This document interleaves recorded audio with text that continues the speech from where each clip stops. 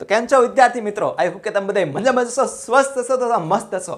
આ પ્રજાસત્તાક દિવસને દિવસે બધા જ વિદ્યાર્થીઓને મારા તરફથી હાર્દિક શુભકામના.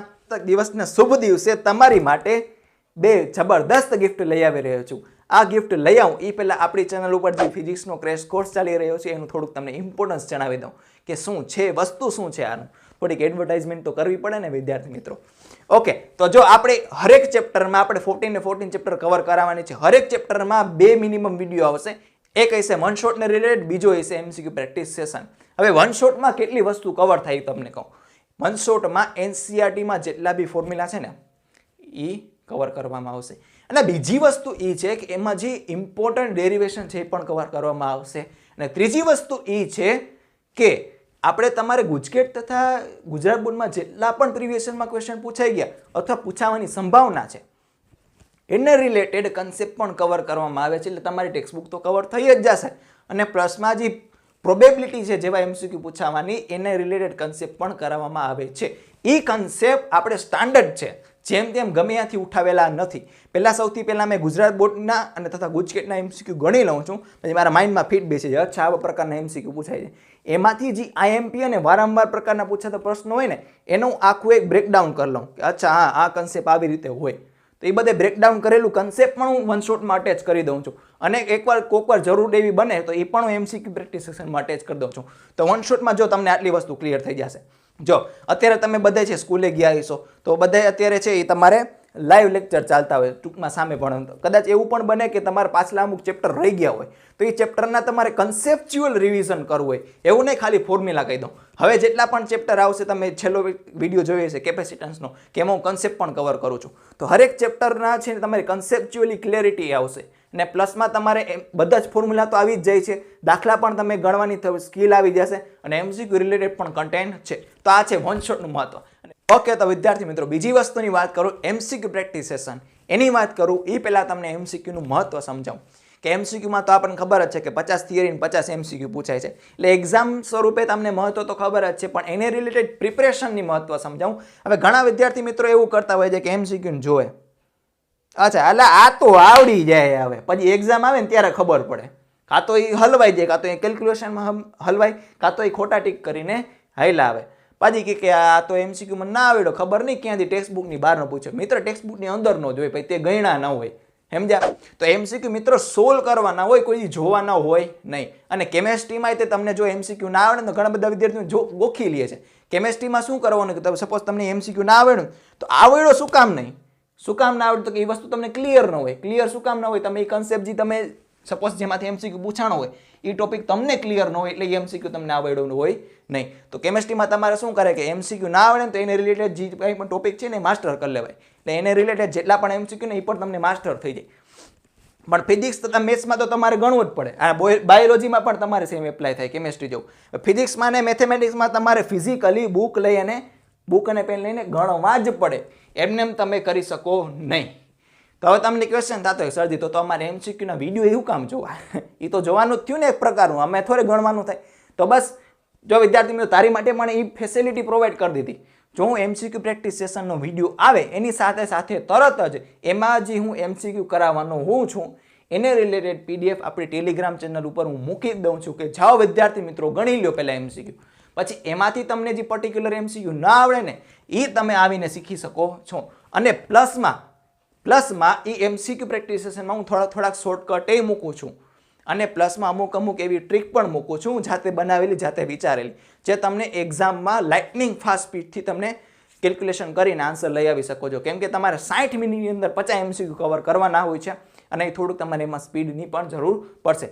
એના માટે હું તમને બધી ટ્રિક્સ પણ આપું છું અને MCQ પર કવર કરાવું છું. અને એને રિલેટેડ જો એક્સ્ટ્રા કન્સેપ્ટની જરૂર પડે તો એઝ અ થિયોરેટિકલ પણ તમને એમાં પણ સમજાવી દઉં છું. તો એમાં MCQ પ્રેક્ટિસ સેશનનો વિડીયો હોય ને એ પહેલાં તમને MCQ ગણ લેવાનું, પછી ના આવડે જે તે વિડીયો જે તે MCQ જોઈ લેવાનું.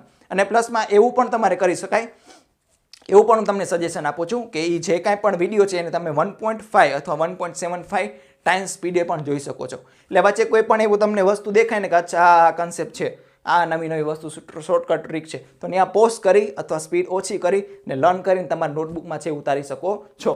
ઓકે, તો વિદ્યાર્થી મિત્રો આ તમને મેં આપણા ક્રેશ કોર્સના જે વન શોટ અને એમસીક્યુ પ્રેક્ટિસ સેશન છે એનું મહત્વ સમજાવી દીધું. હવે તમને ક્વેશ્ચન થયો સરજી આની આપણે ફી કેટલી છે, હાલો ફટાફટ કયો, એટલે આપણે બજેટમાં આવતું હશે તો આપણે ખરીદ લેશી, બાકી નહીં ખરીદી. તમે ભાઈ કોઈને બજેટની ચિંતા કરવાની જરૂર નથી. આપણે આ ક્રેશ કોર્સ એકદમ ફ્રી જ છે, કોઈ પણ જાતનો ચાર્જ લેવામાં આવતો નથી. માત્ર શરત એ છે કે વિડીયો આવે ને 24 કલાકની અંદર તમારે જોઈ લેવાનું, પછી પ્રાઇવેટ થઈ જશે. કોઈને પણ પેડ વેચવામાં નથી આવતું, કોઈ પણ ગમે એટલી રિક્વેસ્ટ કરે પછી આપણે ઓપન કરવામાં આવતું નથી. શું કામ? તો કે તમે અત્યારે જો તમને વિડીયો તમને આપી દઉં, ભાઈ ઘણા બધા વિદ્યાર્થીઓ એમ કે હા આપણે છેલ્લે જોઈ લઈએ છીએ, ફ્રીમાં છે ને મફતમાં આપણે હું વાંધો, છેલ્લે જોઈ લો. પણ છેલ્લે ખરેખર મિત્રો આ કલાકના વિડીયો ને પછી તમને કાંઈ ભેગું નહીં થાય કે 14 કલાકના વિડીયો તમને જોવામાં આળસ આવશે, અથવા તમે જોવા બેસો ને તમારો સ્વભાવ ઉતાવળ્યો થઈ ગયો છે, ઓ આ તો બહુ વાર લગાડે છે, એના કરતાં હું બીજું કંઈક વાંચી લઉં.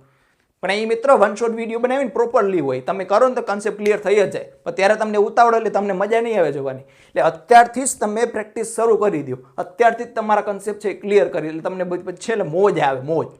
ઓકે, તો વિદ્યાર્થી મિત્રો હવે બીજી વસ્તુ મારે તમને એ કહેવાની હતી કે આપણે ગયા વર્ષે માર્ચ 2020માં એક્ઝામનો સમય હતો. એક્ઝામમાં ફિઝિક્સનું પેપર હતું, તો ઘણા બધા વિદ્યાર્થીઓને છે ટાટા બબાઈ કહેવા ગયો હતો કે વ્યવસ્થિત છે એ તમે પેપર આપી આવજો. ફિઝિક્સનું પેપર આવી ગયા પછી બધે મોસ્ટ ઓફ મોજમાં જ હતા, બધાને મોસ્ટ ઓફ આવડી ગયું તો કાંઈ વાંધો આવ્યો નહીં. પરંતુ કેમેસ્ટ્રીના પેપર દઈને આવ્યા ને વિદ્યાર્થી મિત્રો, ત્યારે બધે મૂંઝાઈ હતા યાર, કે આ એ બહુ અઘરું પેપર હતું યાર, ધાર્યું એવું નહોતું, આમ અઘરું પેપર નહીં કર્યું. પછી મેં ઘણા બધા વિદ્યાર્થીઓને પૂછ્યું ને તો એ કહેતા કે સાહેબ એમસીક્યુમાં થોડીક તકલીફ પડી. મેં કીધું કેમેસ્ટ્રીમાં શું એમસીક્યુમાં તકલીફ પડે? એ કે ના સાહેબ થોડાક અઘરા લાગ્યા, એમ જવાબ નહોતા આવતા. મેં તો જબરું કહેવાય. તો મેં વિચાર્યું કે લાઈને ટોપરને પૂછ્યું એના કેવા ગયા, તો એણે કીધું સાહેબ થોડાક અઘરા તો હતા પણ આવડી ગયા, વાંધો ના આવી. તો મને ક્વેશ્ચન થયું કે લાઈને પૂછું આવ્યા ક્યાંથી, એમસીક્યુ ક્યાંથી પૂછાણા? ટોપરને પૂછવાનું કારણ એ હતું કે એને છે ને મોસ્ટ ઓફ બુકો છે ને ગણી લીધી, બધી મોસ્ટ ઓફ બુકોમાંથી એમસીક્યુ ગણી લીધા. પૂછી જો આમ કેમાંથી એમસીક્યુ પૂછાણા? તેને પૂછ્યું તો એ કીધું કે સરજી 20 થી 22 જેટલા એમસીક્યુ છે ને એનસીઆરટી એક્ઝામ્પલર જેવા હતા. મેં પૂછ્યું કે જેવા નથી જોતો, આપણે વ્યવસ્થિત આન્સર જોઈએ. બેઠા એનસીઆરટી એક્ઝામ્પલરના કેટલા હતા? એ કે 15 થી 16 જેટલા તો મિનિમમ બેઠા એનસીઆરટી એક્ઝામ્પલરના હતા. મેં કીધું શું વાત કરસ, 15 થી 16 એમસીક્યુ એટલે 30 થી 32% જેટલું પેપર એનસીઆરટી એક્ઝામ્પલરમાંથી. અને શું કામ? તો કે પેપર અઘરું હતું. તો જ્યારે એના ઉપરથી એમ કન્ક્લુઝન આવે કે પેપર અઘરું કરવું હોય ને તો ગુજરાત બોર્ડવાળા એનસીઆરટી એક્ઝામ્પલરમાંથી ક્વેશ્ચન પૂછી શકે. જો તમને ઉભા રહ્યો એનસીઆરટી એક્ઝામ્પલરનું મહત્વ કહું, જો આ પહેલો પ્રૂફ તો તમને આપી દીધું કે આમાંથી અઘરું પૂછતું હોય તો પૂછી શકે. બીજો પ્રૂફ એ કે ગુજરાત બોર્ડની જે એક્ઝામ હતી માર્ચ 2020, એનાથી 15 થી 20 દિવસ પહેલાં એ લોકોએ સેમ્પલ પેપર બહાર પાડ્યું. ફિઝિક્સનું સેમ્પલ પેપર બહાર પાડ્યું, બધે છોકરાને સોલ્યુશન કરવા આપી દીધું. તો એમાં ખુદ મેં જોયા હતા કે 50 એમસીક્યુમાંથી 15 થી 20 એમસીક્યુ બેઠા એનસીઆરટી એક્ઝામ્પલરના. આ પ્રૂફ નંબર 2. ગુજરાત બોર્ડવાળા પૂછી શકે છે એનસીઆરટી એક્ઝામ્પલર જો પેપર અઘર કરવું હોય તો. Proof number 3. ત્રણ પ્રૂફ આપીશ. ત્રીજો પ્રૂફ તમને કહું છો. ત્રીજા પ્રૂફમાં એવું કે હમણાં રિસેન્ટલી જે તમારે સેમ્પલ પેપર બહાર પાડ્યું ને એમાંથી ઘણાએ તમને એવું લાગ્યું હશે કે સ્વાધ્યાયની બહારના અથવા ટેક્સ્ટ બુકની બહારના તમને દાખલા પૂછાણા. એ ક્યાંથી હતા? એનસીઆરટી એક્ઝામ્પલરમાંથી 2-4 મેં જોયા હતા. તો એના ઉપરથી કન્ક્લુઝન આવે છે કે ગુજરાત બોર્ડવાળા હવે જો પેપર અઘરું કરવું હોય તો એનસીઆરટી એક્ઝામ્પલરમાંથી કાઢી શકે છે. તો તમારે કાંઈ મૂંઝાવાની જરૂર નથી કે સરજી અમારે એનસીઆરટી એક્ઝામ્પલરના એમસીક્યુ ક્યાંથી લેવા જવા. સપોઝ તમારી પાસે જે રેફરન્સ બુક હોય, દર્પણ હોય, યોગી હોય અથવા અક્ષરાનંદ પબ્લિકેશન, એમાં બધામાં એનસીઆરટી એક્ઝામ્પલરના એમસીક્યુ આપેલા છે, એના સોલ્યુશન પણ આપેલા છે. પરંતુ વિદ્યાર્થી મિત્રો ન્યાય એક પ્રોબ્લેમ એવી છે કે એનસીઆરટી એક્ઝામ્પલરના હરેક ચેપ્ટરના છે ફિઝિક્સમાં 6 થી 7 જેટલા એમસીક્યુ હોય જ છે.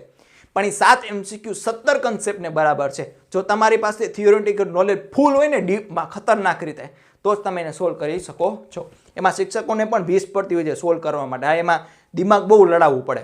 થિયોરેટિકલ હોય પણ તો દિમાગ થોડુંક જોરદાર લડાવવું પડે. તો આ એનસીઆરટી એક્ઝામ્પલર તમને ક્વેશ્ચન થાય સરજી અમારે તો પ્રિપેરેશન કેવી રીતના કરવી? તો વિદ્યાર્થી મિત્રો તમારે કોઈ પણ જાતનું મૂંઝાવણ નથી.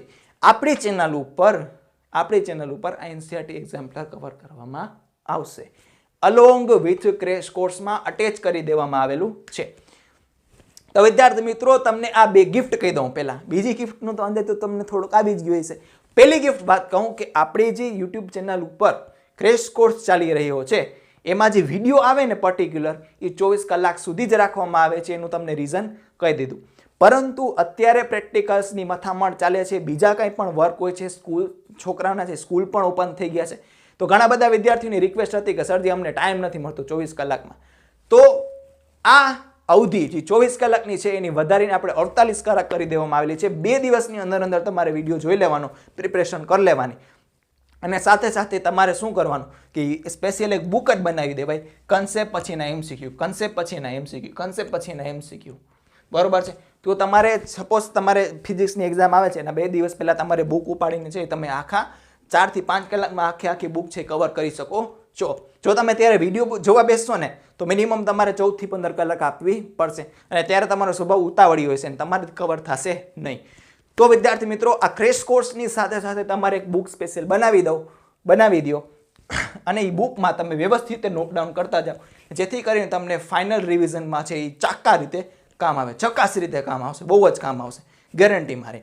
અને બીજી ગિફ્ટ છે વિદ્યાર્થી મિત્રો, જે NCERT એક્ઝામ્પલરના જે MCQ છે સિંગલ કરેક્ટ ટાઈપ 6 થી 7 જેટલા હરેક ચેપ્ટરના, એ MCQ જે 17 કન્સેપ્ટને બરાબર છે આપણે એને રિલેટેડ સ્પેશિયલ વિડીયો બનાવીને આખી એક સિરીઝ બનાવશી અલોંગ વિથ ક્રેશ કોર્સ. જેમ જે ચેપ્ટર સપોઝ પહેલું ચેપ્ટર પતી ગયું છે એનો NCERT એક્ઝામ્પલર આવશે, બીજો ચેપ્ટર પતી તો એનો NCERT એક્ઝામ્પલરનો વિડીયો આવશે.